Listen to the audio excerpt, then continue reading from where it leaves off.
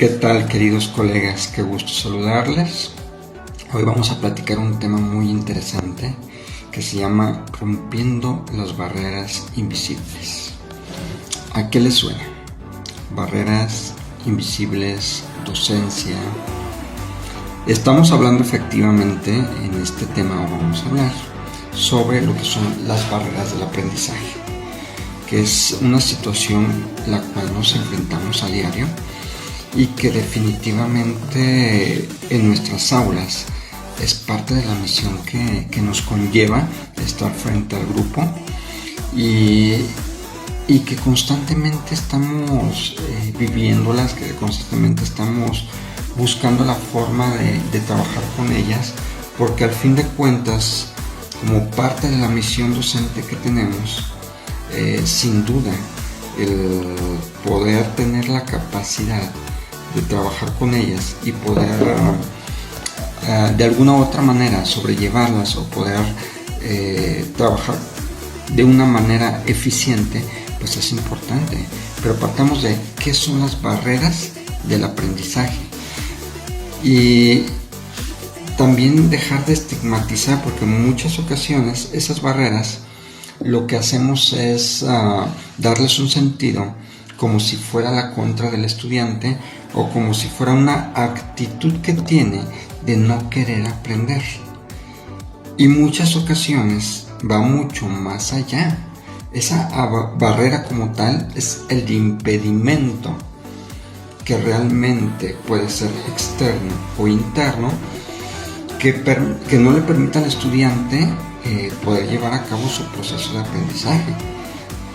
Y si nosotros esas barreras no las consideramos dentro de nuestras planeaciones, dentro de las actividades que vamos a plantear o vamos a realizar, lo que va a pasar es que el trabajo previo que hicimos para poder generar nuestra sesión o nuestra clase va a quedar atrás, porque por estos impedimentos, por los 2-3 alumnos que tengamos en el salón que las presenten, no vamos a poder generar esa dinámica o ese ambiente inclusivo para poderlos pues de alguna u otra manera incorporar y que vayamos venciendo esas barreras. Ahora, ustedes se han preguntado qué tipo de barreras existen, qué tipo de barreras son las que se presentan y que no permiten que el estudiante aprenda de la mejor manera, y que de alguna otra manera la vivimos nosotros y las tuvimos presentes en nuestras generaciones y cuando fuimos estudiantes, pero quizás pasó también esa parte que no identificamos como barrera, como impedimento y como un elemento que era importante atenderlo, ¿no? Pero bueno, recapitulo. ¿Ustedes identifican qué tipos de barreras existen? ¿Qué tipo de barreras hay? Vamos a platicar cuáles son esos tipos y las vamos a ir identificando en nuestra aula. ¿Les parece? Las barreras emocionales. Van a decirme, ¿y cómo vamos a estar atentos de las emociones? Pues acuérdense que nosotros observamos a nuestros estudiantes y si identificamos algunos cabizbajos, alumnos que están bajo una dinámica que no sea la común, la constante de los demás jóvenes o niños, ahí es un foco de atención y puede existir esa barrera emocional. Y la barrera emocional, sin duda, puede ir desde la autoestima, que va de no querer participar por temor a equivocarse, a que se burlen, a que vayan a emitir un juicio de él, y puede haber también ese miedo o ansiedad. En estos casos, pues es muy importante con esta barrera que identificamos si es esa parte de miedo a participar, si es esa parte de baja autoestima, para que partiendo de ese preámbulo realicemos una actividad sublime, una actividad que no sea, que no exhiba esa situación y que le dé a nuestro estudiante la seguridad de poder participar. Lo podemos hacer desde que iniciamos la clase, indirectamente, totalmente, en el cual recalquemos nuestro lineamiento diario de el respeto a quien exponga, a quien comparta, el ser inclusivos, el poder generar esa tranquilidad de unos a otros, a poder emitir un juicio, a poder apoyarnos, a poder ser solidarios. Trabajando esos elementos clave al inicio de la sesión, podemos irlos incorporando. Igualmente, al cederles la participación, evitemos el clásico de vamos a invitar a Lulita, que nunca participa, y vamos a apoyarla para que participe. No, ahí tenemos que quitar esa etiqueta y decir: Lulita, te toca participar. La pregunta es hacerla muy concreta. O sea, también evitemos esa parte y sí invitemos a los demás a apoyarla. Es decir, ahora, todos los demás que van a ver cómo participa Lulita, recuerden que vamos a apoyarnos unos a otros para tener la mejor respuesta. Buscar incorporar en la responsabilidad afectiva, emocional, de soporte y contención de unos a otros es importante, es una cultura que debemos de tomar en cuenta, porque a nosotros nos ocurrió. Y por ejemplo, en mi generación, lo más común era la humillación, la etiqueta, el decir: a ver, tú que nunca contestas bien, la pregunta es para ti. Entonces, ya de antemano el cerebro se iba relacionando con esa parte, y en lo personal cuesta trabajo vencerla.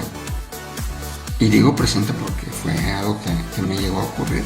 Entonces, es importante la forma en que dirigimos nuestras palabras, nuestras intenciones y la forma de trabajar con todos aquellos que tienen miedo, baja autoestima, que no quieren participar. No hay que exhibirlos, hay que incorporarlos, hay que hacerlos inclusivos en este ejercicio. Tenemos otra de las barreras que por ahí se presenta mucho, y es una barrera que va más relacionada con el proceso cognitivo, y efectivamente es la barrera cognitiva. Esta barrera cognitiva lo que hace es problemas de retención, de memoria, problemas donde le cuesta trabajo comprender al estudiante y su razonamiento también, por lo tanto. Entonces, ¿qué es importante aquí? Previendo esta barrera cognitiva, debemos de buscar establecer esa interacción con el conocimiento, con la explicación, con el ejemplo, con la variación de recursos didácticos que incluyan elementos visuales, auditivos, kinestésicos, tratar de enriquecer para poder llegar de diversas formas y detonar ese proceso de razonamiento en nuestros estudiantes y trabajar con esta barrera cognitiva. Esto es muy interesante porque al fin de cuentas, a nivel clase, pero también a nivel interacción, es importante trabajarlo, y es importante que vayamos considerando todo lo que tenemos que aplicar para poder trabajar con esta barrera. Y definitivamente es importante. Y la cuestión aquí es que luego se nos van juntando. Ahora, en un momento más les voy a explicar de qué se nos juntan. Otra de las barreras que tenemos ahí muy importantes, pues son, esas tienen que ir un poquito más con nosotros, van más con nosotros, que son las barreras metodológicas. Las barreras metodológicas hacen diferencia o hacen referencia a algunas estrategias que tenemos de enseñanza, algunas estrategias que utilizamos en el aula, que pueden ser algo rígidas. Yo voy a enseñar mi clase y la voy a hacer como yo la preparé y no me voy a salir de ese esquema. Entonces va a seguir así mi clase. Y cuando tenemos esa rigidez al momento de impartir nuestras clases o de impartir nuestras sesiones, hay una barrera entre nuestros estudiantes, el salón, la dinámica, el aprendizaje y nosotros. Entonces, esta barrera metodológica la podemos trabajar o la podemos prevenir con la flexibilidad para ir incorporando al momento de aplicación las variantes que hagan falta. ¿A qué hago referencia con esas variables que hagan falta? Que si estamos viendo que al momento de realizar la actividad hay alguna resistencia o hay un elemento que no nos permita aplicarlo correctamente o realizarla correctamente, pues nos podemos detener para hacer esa variación y en ese momento, con esa variación, volver a tener la atención. ¿Qué puede ser esa variación?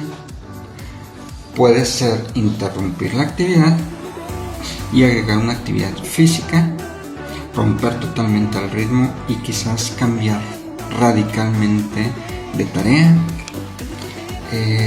Puede ser algún elemento de una lectura significativa, un pequeño video. Infinidad de actividades pueden ser que podemos considerar para precisamente flexibilizar esa barrera metodológica. Pero esa barrera metodológica, como parte de nosotros, también tenemos que tener claridad de estar en sintonía, que hay ocasiones que por más buenísimos que seamos para planear, para poder tener actividades significativas, pues resulta que las dinámicas, los momentos, los contextos nos juegan para poder enriquecer más. Y hay que cambiar, hay que adaptar. Entonces no nos sintamos mal porque lo que preparamos quizás tenemos que adaptarlo un poquito más. Es importante tenerlo en cuenta. Entonces esta barrera metodológica va con nosotros, está totalmente en nuestras manos y podemos trabajarla con esa flexibilidad y esa empatía y ese enriquecimiento. Entonces es otra de las barreras interesantes que hay que considerar.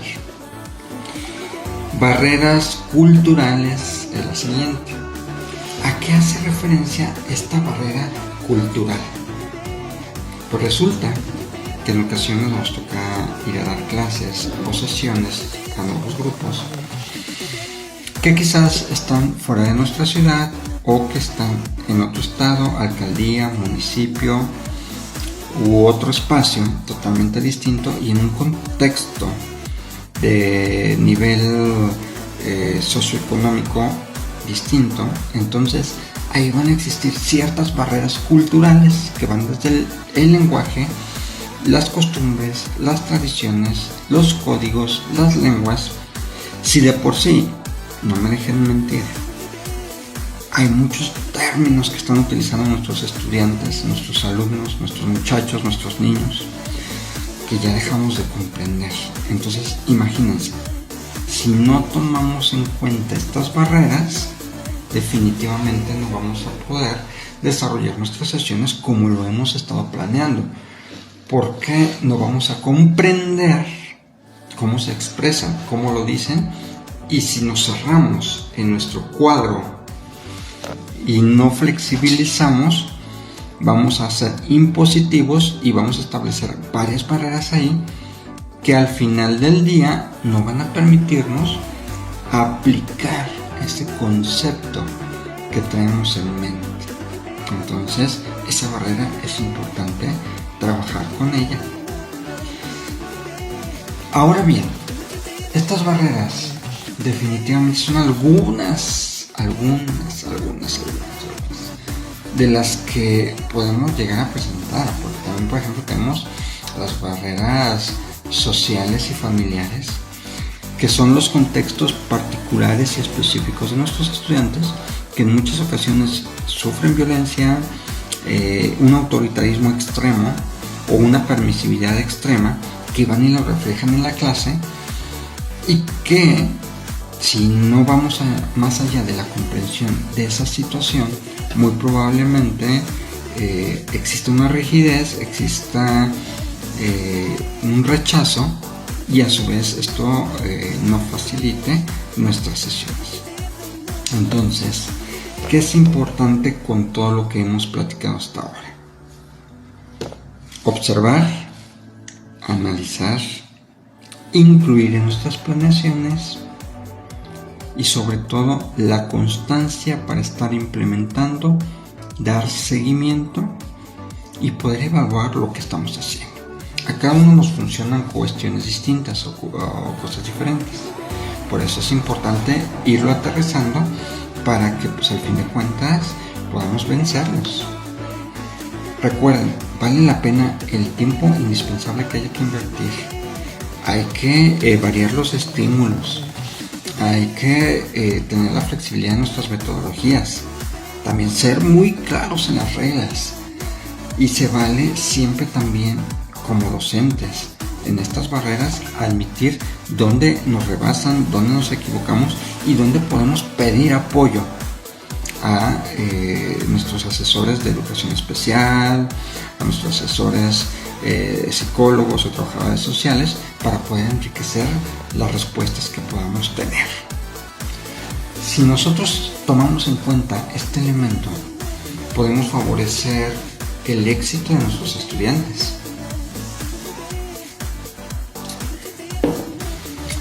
Y como tal, el éxito de nuestros estudiantes en la vida es parte de las misiones que tenemos. Entonces, no lo olvidemos, no lo dejemos de lado, busquemos la mejor manera de poder acercarnos para romper estas barreras y sobre todo, reconozcamos también que entre nuestros mismos estudiantes vamos a generar esa dinámica donde todos trabajemos las distintas barreras que se presentan y podamos vencerlas, podamos ir adelante con nuestro proceso de aprendizaje y con nuestra misión.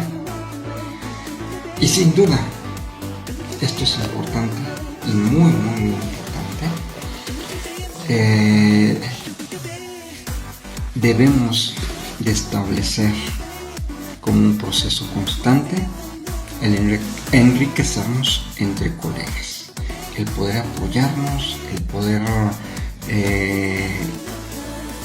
conocer las distintas perspectivas y entre todos trabajar con este tipo de temáticas, que cómo nos abren la mente y cómo es importante tenerlas. Queridos colegas, la pregunta es, ¿ustedes qué hacen? Bueno, primero, ¿con qué barreras se han encontrado? Y segundo, ¿cómo las han trabajado? Sumemos a nuestra experiencia de aprendizaje y compartamos. Pedagogía, transformando vidas con educación de alto impacto. Y su servidor Juan Carlos, aquí estamos. Abrazo fuerte y hasta la próxima. Déjenme sus comentarios.